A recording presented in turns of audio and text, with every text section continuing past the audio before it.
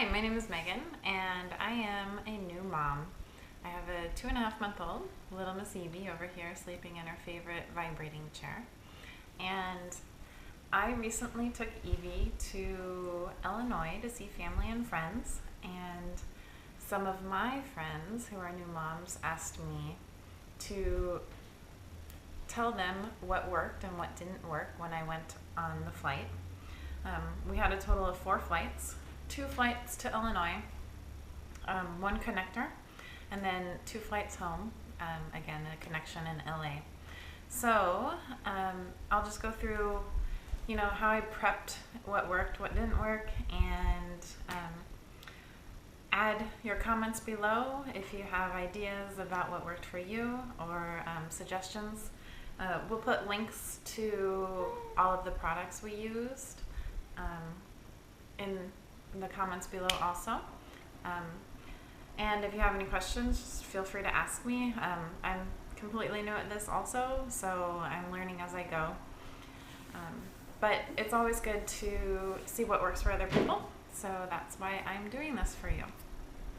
First of all, I'll tell you what I didn't take. I didn't take my cover-up.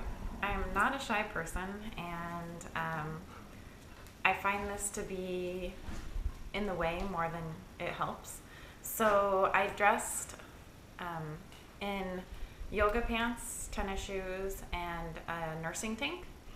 And I just used my shawl. I had just a light gray shawl that I wore. I kind of used that to cover her head a little bit, and a bib I put over my boob so people didn't see the top boob. But I find that these are just so in the way, and especially if you're sitting in a full row of 3 people, you're going to hit people with it, and I hate using it anyway. I think I've used it a total of 2 or 3 times. Thank goodness it was a hand-me-down. The other thing I didn't take was my diaper bag. I figured that it was going to be too small, and also I didn't want to hit people when I went down the aisle, because you know how when you have something over your shoulder, they hit the seats, and when you have a hand free, you can kind of hold it in front of you and like work your way down the aisle. But when you have a baby in your hands,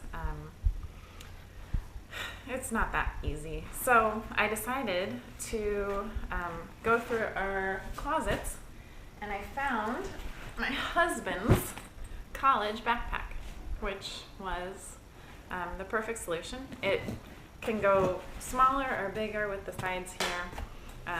I used it in the biggest setting because I overpacked, and I'll go over what I used and what I didn't use, and what I do differently. But first of all, I will kind of run down how I prepped and some of the things I learned while I was flying. And then we'll go through the contents of the bag for you. Ugh. So first of all, dressing. Dressing for the airport I thought was a huge thing for me and for the baby. So like I said, I wore a pair of yoga pants, a nursing tank, and a shawl. So the shawl was dual purpose, to keep me warm when the flight got cold, and also to cover up a little bit when I was nursing Evie. So for Evie's outfit, I had a little pink onesie, and I got these footed pants. The reason I chose to do footed pants versus just regular pants was because I didn't want to deal with the socks. Socks come off, as you know, shoes come off, they're a pain in the butt, you get them lost. So I found a pair of footed pants. They worked beautifully. They kept her feet warm, otherwise her feet would have gotten cold and clammy, and they were easy to get on and off. And then I also put her in a bib. So the bib was a dual purpose.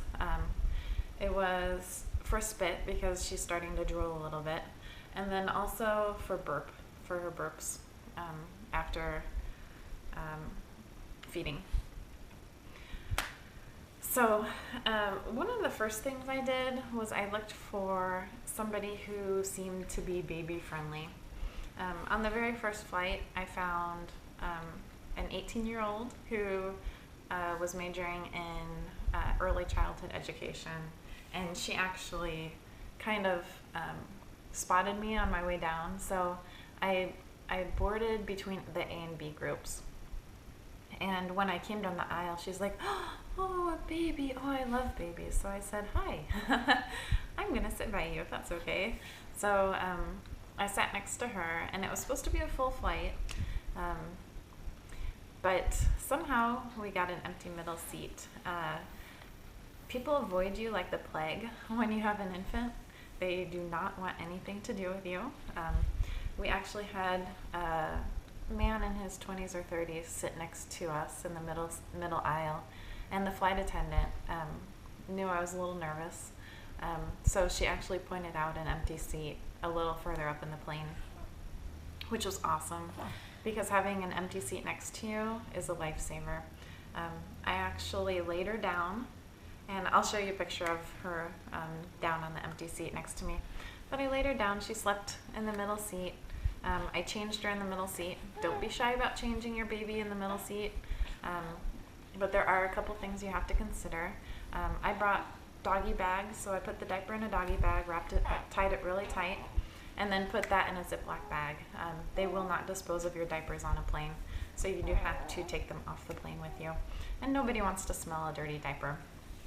So doggy bags and Ziploc bags were the way to go for that, for sure. So the flight to Illinois had an empty middle seat on a full flight, which was a lifesaver. They will not let you take the car seat on unless it's not a full flight. And I flew Southwest. So if the flight is full, they will not let you take the car seat on. If the flight is not full, they will let you take the car seat on. Either way, I chose not to take the car seat on because letting her lie flat and using that seat for a changer was the way to go for me.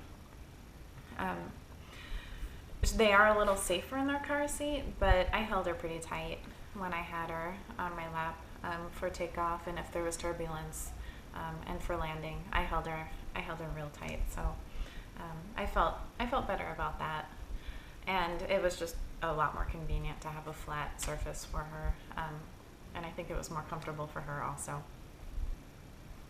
And then on the way back, I found, for my long flight, I found a professor who had a 2-year-old at home who wanted extra elbow space anyway in the middle seat, and she was great. She was so used to having a 2-year-old and kicking her all the time anyway. So when Evie kind of stretched and kind of bumped into her, leg and everything, she didn't mind at all. So it was awesome. So look for someone who is baby friendly, and also tell the flight attendants you're nervous. They will guard you. They will help you and guard you. I had a flight attendant actually stand next to my row and point out empty seats to passengers who started coming towards me. He was awesome. They will help you so much. And one of the flight attendants, I told her I didn't have time to put my seatbelt on, and I had the baby in my arms, and she's like, "Oh, I'll hold your baby," and she was just so excited, to hold a newborn baby, and usually they are. So don't be afraid to talk to people.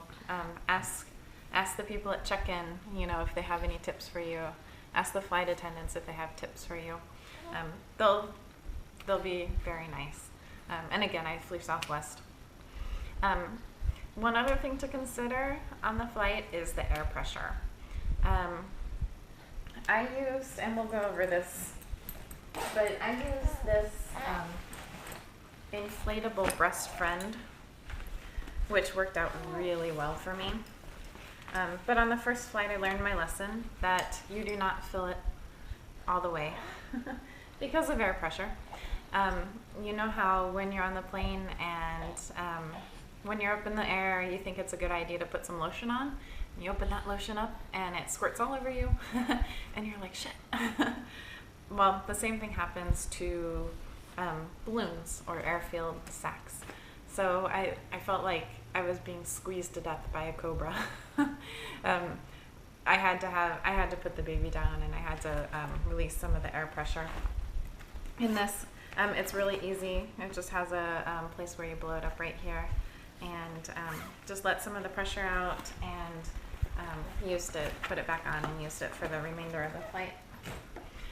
The other thing to consider, if you're like me and primarily breastfeeding, then you also have fluid-filled sacs in you. And wow, I never imagined how much my boobs would expand during the flight, and it's a little painful, so just be ready for that. There's not a lot you can do about it. I tried to have her nursing on takeoff and landing, but she nurses so fast, it didn't really last the whole time. And then the other one is susceptible to the air pressure in the cabin. So just be ready for that. I had my trusty nursing pads available. I only needed to use it one time, and that was on the return flight when she wasn't really eating that much, and my breast just filled up to the point where it was just beyond capacity, and I had to let some out, and it was good to have these available, and put it in real quick so I didn't get a huge water stain. I already got a little bit of water, milk stain, but it wasn't too terribly bad. Let's see. So if you're lucky like I was, your little one will sleep because of the noise in the cabin. And then I found myself wanting something to do. I didn't really plan for that. I thought I would be working as a mother the entire flight. And it was a 4-hour flight to Chicago, and then I had a flight to Central Illinois. So bring something to do just in case you're lucky and you have extra time. I actually ended up asking somebody if I could borrow some paper so I could take notes for this video. Otherwise, you'll be bored out of your mind. And if you're like me, you're not going to sleep because you're too nervous. And I was just wanting to watch my baby, and make sure she was okay the whole time. She looks like she's waking up. Let's see. What else? Like I said, use a pacifier or have the baby nurse on takeoff and landing. That way their ears will equalize also. If they aren't nursing or using a pacifier, if they're sleeping, that should be fine too. But if they're not, you can kind of massage the mastoid bone right here, right behind their ear. And that works the Eustachian tube also, so that you can equalize the pressure in their ears and help them out a little bit that way. One thing that I did was I called the airline ahead of time, which I'm super happy I did that. I wasn't really thinking I would, but I ended up doing it, and it turned out I actually had to put Evie on my ticket. So ahead of time, call your airline, put your baby on your ticket, and make sure you take the birth certificate or the immunization records. They asked for either or. I took the birth certificate, and that worked out just fine. It was fine. That's all I needed.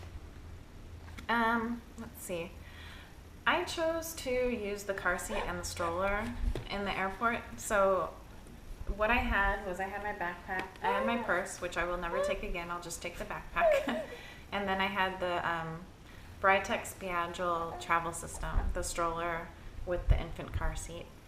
And it worked out beautifully. It was efficient, and it let you do things that you had to do traveling alone. I was traveling alone, by the way, except for the baby. So it was just me and the baby.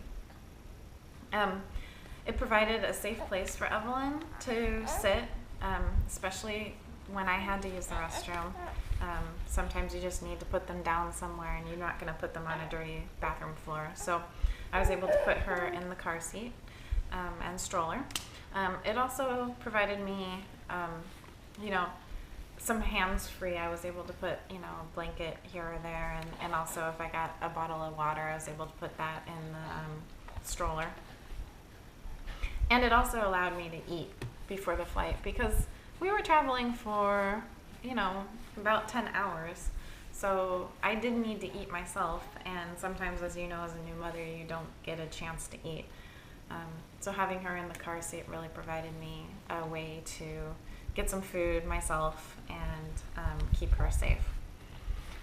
Okay, so I wanted to talk about the car seat, and this is the car seat I used, the Britax Piaggio. Now, before the flight, I went and bought a car seat, air travel bag, and a stroller air travel bag. I asked my friends, and they said, don't worry about it. Don't use them. You don't need them. You won't be able to use them. You won't have the hands to use them. I wish I used them. Not necessarily the stroller one. I think the stroller one was probably overkill and would have been hard for me to do.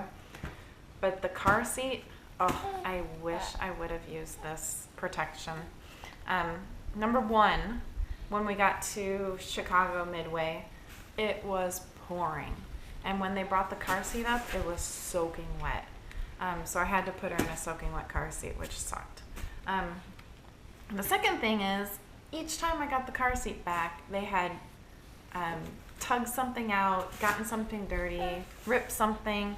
I was just livid every time I got the car seat back. So with the hood, they kept, even though the hood was back, they kept trying to lift the car seat by the hood itself. So they snapped it out right here on both sides, which really pissed me off. And then they got it really dirty also. They scratched up the handle, and it doesn't click like it used to. It's just not the same.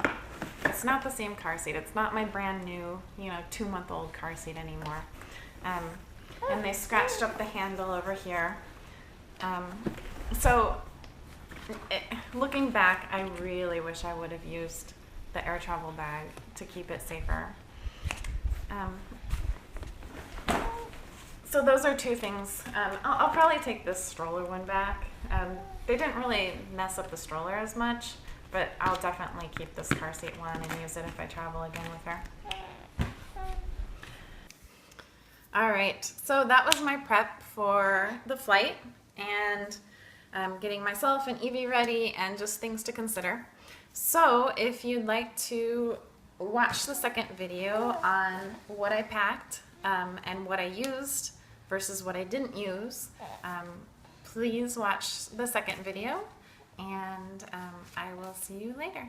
And also leave your comments, let me know what you think. Thanks.